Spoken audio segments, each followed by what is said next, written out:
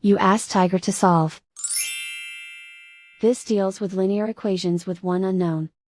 The final result is y equals -5. Let's solve it step by step. Group all constants on the right side of the equation. Subtract 5 from both sides. Group like terms. Simplify the arithmetic.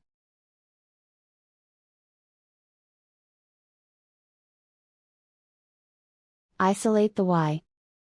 Divide both sides by -6. Cancel out the negatives. Simplify the fraction. Move the negative sign from the denominator to the numerator. Find the greatest common factor of the numerator and denominator. Factor out and cancel the greatest common factor. And so the final result is y equals -5.